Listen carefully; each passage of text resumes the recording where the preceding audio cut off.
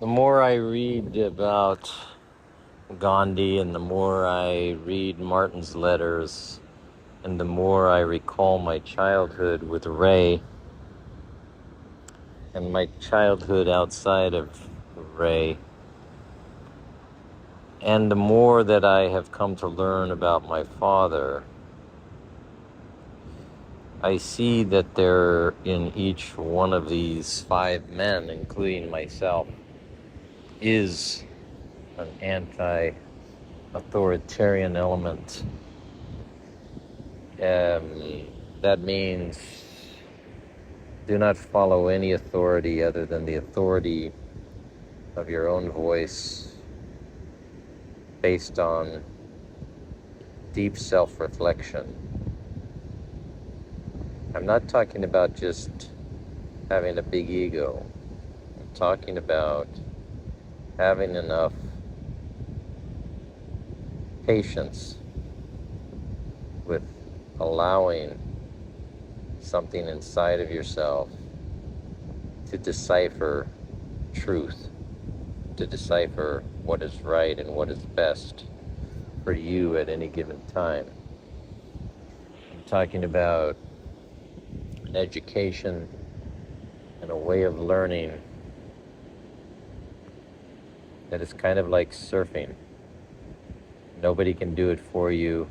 You can go out there with friends, but really you're alone on the wave.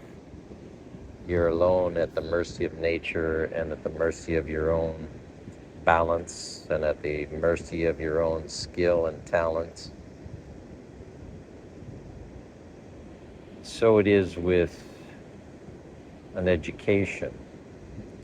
Even though my father pushed me into a private high school, and that private high school did give me a structure and a base, and then he pushed me and they pushed me toward a university academic degree, and that gave me a stronger foundation. I still, in the depths of me, as can be seen when raising you four children, trusted something else. It is very, very difficult to go outside the box, outside the system, and it's very, very difficult, as you have seen yourself, to learn to become a learned man without discipline, formal training. So when I point to Lincoln, it's not because Lincoln was self-taught. It's that Lincoln had the discipline and the desire and the drive to overcome his laziness, to teach himself. So it is that I keep working on myself to push myself to learn more and rely less on the intellect and the ideas of others, which is a very worthy task, but difficult.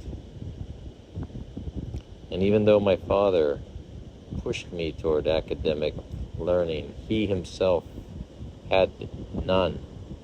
All of his training came from life experience, work experience, and what he taught himself at home.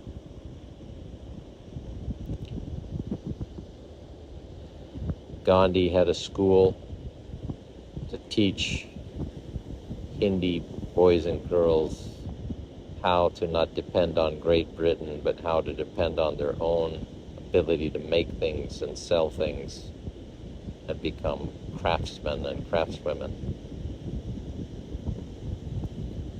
Martin thought to be an individual, you have to renounce reliance.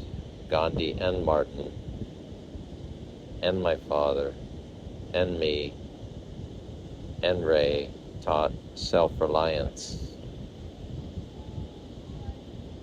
I'm reading a book called Walden Pond by Henry David Thoreau, and he has an essay on self-reliance. Great thinkers, deep thinkers, come to rely